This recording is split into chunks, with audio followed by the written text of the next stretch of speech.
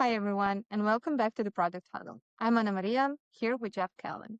We spent our first couple episodes talking about the realities of product management, the challenges, the frameworks, the day to day grind. But today, we want to tackle something that might make some of you uncomfortable. Jeff recently posted something on LinkedIn that got a lot of people fired up. He said, and I quote, fail fast, that's a terrible advice. And I meant it. Now, if you work in tech, you probably heard fail fast more times than you can count. It's practically gospel in Silicon Valley. Move fast, break things, iterate quickly, but Jeff's arguing for something completely different. Look, I coach product managers and I see the damage this mentality creates. People think that they should be failing, that failure is the goal, but that's not how you build great products and great careers. Okay, so instead of fail fast, Jeff advocates for something he calls failing productively. And that distinction between fast failure and productive failure, that's what we're driving into today. Jeff, let's start here. The post really pushes back against one of Silicon Valley's favorite mantras. What made you decide to take such a strong stance against fail fast? Well, fail fast sounds catchy.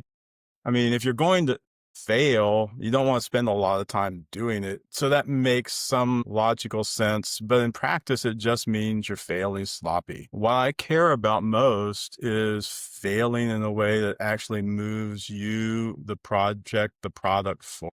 But you mentioned also fail productively. What does that actually look like in practice? Well, failing productively really means that you learn something, that you walk away with something valuable. We get so focused on um, what we're doing and moving on to the next thing that we sometimes fail to extract the lesson that we need to learn, insight, correction, some type of a next step. If you get to the end and all you have is a mess, that's not terribly productive. You need to be a little bit reflective and think about what the lesson is and make sure that you learn that so you don't make the same mistakes. Could you tell us, like, what specific damage have you seen from the fail fast mentality? Oh, sure. It's become such a mantra that we don't even consider that it might not be the best approach. Fail fast turns into fail often. Failure turns into the goal, and then PMs start wearing failure like a badge instead of treating it like that lesson that I just talked about. You really need to, failure degrades trust. Failure is failure without a lesson learned just means you're doing the same things over and over again. If I'm not sure, how do I want to put this here? The product team needs to focus on getting the best product in the market. Failing in that effort isn't necessarily a bad thing, but it's feedback. And if you take that feedback and you're able to leverage that into a better product, then that's a good thing. If you ignore that feedback in an effort to move on to the next thing, then you're just really amplifying the failure in the. Yeah, that's so true. I was just recently talking with some of my colleagues, and we were commenting on the same thing. How actually, okay, you are failing exactly in that moment, but actually, that's just feedback. That's just data that you should use in your next run, and that's it. And while I was listening to you, I was thinking, would you say like there's a difference between failing fast on experiments versus failing fast on products or features? I'm a big fan of experiments, of trying something and testing something. And in fact, a lot of times what I really talk about is instead of calling it a prototype when we're in that early stage, I like to use the language of calling it an iterative learning model. And because I think the words matter. And if you call something an iterative learning model, what does that mean? It means that you're iterating. You know there's a cycle built into it and that you are focused on exactly what you're hoping to get out of that. What are you trying to learn? So, a lot of times we talk about when we're building that early version of the product,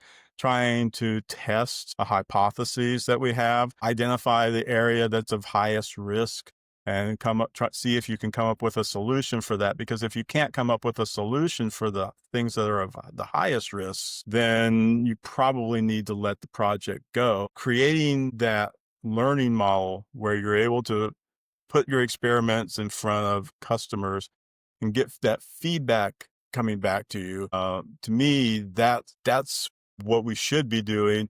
And if an experiment fails fast, that's fine. That's just that's cheap learning, cheap tuition. But if you ignore that feedback and your product ultimately fails fast, that becomes an extremely expensive education. And that's a tuition that I don't know that a lot of businesses want to pay. Yeah. Yeah. What I wanted to mention today is also what I really like your 5-step process. So try, fail, figure out why, apply learning, and nail it next time. So, what would you say? What does that look like from your own experience? Well, best failure stories, and I think it's really important that we look at the things that we do. Some of the very best work that people do is on projects that fail. And if you think about it, sometimes it's easy to work on a winning product, on a project where everything's going well. On a project that's failing, you start going through these Herculean efforts to try to save the project. And so you actually a lot of times end up doing some of your most creative problem solving work, but you get through that and it still fails. So the best failure stories, I think, have this kind of story arc. I tried to do something, I failed at it. I learned something from that failure, which I then apply that lesson the next time I have an opportunity. And then, like you said, you nail that. If you just skip that middle part where you go from you try, you fail, and then you try again, you're just repeating history. The hard part here isn't failing, it's pausing long enough to ask the uncomfortable question, why did we miss? What did we miss in this process? And how can we do better next time? If you're not asking that tough question because you're in such a hurry to get on to the next thing, that's where a lot of people, I think, make the big mistake. Yeah, that's so true. What actually you're trying to say is there's a difference between a failure story and a learning story, right? Exactly, exactly. A failure story ends with a face palm. It's like, what's wrong with my life? Why did I make this career choice? A learning story ends with a roadmap, a playbook, idea behind what you're going to do differently the next time. It's focus. There's this old story about the inventor Thomas Edison, and he was trying to create the light bulb, and he his assistant basically pointed to the 10,000 experiments, the 10,000 failures that they had gone through trying to create the light bulb. Edison is said to have said, I didn't fail 10,000 times. I learned 10,000 ways that didn't work. Yeah. Yeah, that's a great story and so true. Which is like this powerful reframe that we can use, right? Like failure is feedback. And I think it's very useful if we can kind of share it with our colleagues. And I see when they using that reframe as well, um, how powerful that is actually. So how do you teach PMs actually to see failure this way in the moment? Well, I think the key here is that whole failure is feedback, to see the failure as a data point. It's not the end. It's only the end if you give up. It's only the end if they pull the plug on the project. If you're in a position where you're able to be resilient and keep going, then you use that data point as that learning and it's really important to have that kind of reframe because there's a lot of perspectives out there, and there's a lot of organizations, I think, that don't really have that failure tolerance, right? But again, I think back on my career and I think back on some of the best work that I did. And again, it was on projects that were deemed failures, but out of those failures, we actually were able to learn something. If you can't prove or can't point to at the end of that project what you do differently, then you probably haven't, you're not really going to make that failure count. You need to be able to say, we we did this. I mean, I do this all the time. If I had a second chance to do things like when I wrote my book, there's things that I learned from the process of writing my book. It was self-published. There's things that I learned from that process that now that I have a second book that I'm editing, I'm thinking about, okay, what did I do last time and what would I do differently this time?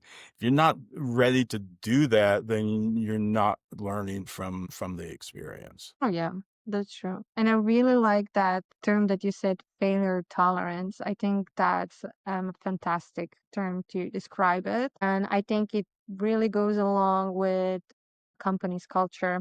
If they promote this failure tolerance or if they are sharing it and kind of supporting it, right? So I think that's a very important deal. And I would definitely look for a company that does that. And how would you say, how do you create a culture where failure is treated as feedback, not just blame? Well, it's important that at the end of it, it should be okay to take ownership of the failure. It should be okay to come out of that and not have fingers pointing. It should be okay to talk about the lessons learned. I worked on projects that failed and nobody ever brought it up again. You're like, I spent 6 months on that project and we can't talk about it now. You build culture by what you celebrate. If you're only celebrating the launches, people are going to hide the failures. People are going to bury the failures. People are going to be ashamed to talk about the failures. But if you are willing as an organization to celebrate the learning, then people will share those learnings. People will take pride in the things that they've learned. And I actually think in the end, a lot of energy gets spent burying the failure instead of celebrating the learning. Much more positive approach to celebrate. Yeah, that is so true. And I wish that more companies promote thinking like that, the culture like that, that learning is the most, like the top value that you can bring and to share it with your colleagues. So together we're learning, not just one person. But let's be honest, like sometimes failure is just failure. And we have to be honest with each other. And sometimes it's not learning. And I think a lot of people listening now are questioning themselves, how do I know the difference? Well, failure is definitely failure if you repeat the failure. Failure is failure if it burns trust, either in the or within the organization or with the customers. I mean, you depending on how you handle it, can burn a lot of bridges with failure, especially customer bridges. So there's things, mistakes that we make, like launching something too quickly before it's done proper testing because we're in a hurry to get something into the market.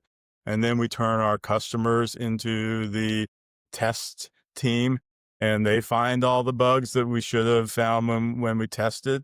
To me, that's a kind of failure because customers should never be your test bed for the product. Ultimately, that destroys trust with that customer. They're going to be very wary of ever being like a beta customer again or ever being an early adapter of your product. Look at the relationships, both the internal ones with your stakeholder team and the external ones with your customers, and make sure that whatever you're calling a failure doesn't bleed into those relationships. Because if it does, then I think that the damage done by that failure is only amplified. Yeah, so You know, true. I hope we've given people a different way to think about this. Failure doesn't have to be the enemy, but it shouldn't necessarily be the goal. Yeah, I completely agree.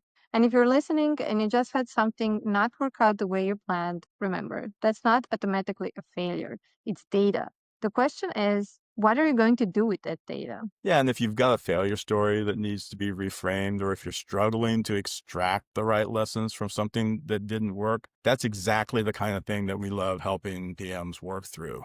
So that wraps up episode 3 of the Product Huddle. If this perspective on failure resonated with you or if you disagree completely, we want to hear about it. Find us both on LinkedIn and definitely check out Jeff's original post that started this whole conversation. And as always, if these episodes are helping you think differently about product management, hit follow, leave us a review. It helps other PMs find these conversations. Next episode, we're diving into something that every PM deals with, but nobody talks about enough: the politics of prioritization and how to navigate competing stakeholder demands without losing your mind. Until then, remember, good product management isn't about having all the answers. It's about asking the right questions at the right time. Thanks for listening, and we'll catch you the next time on the Product Huddle. Ta-da!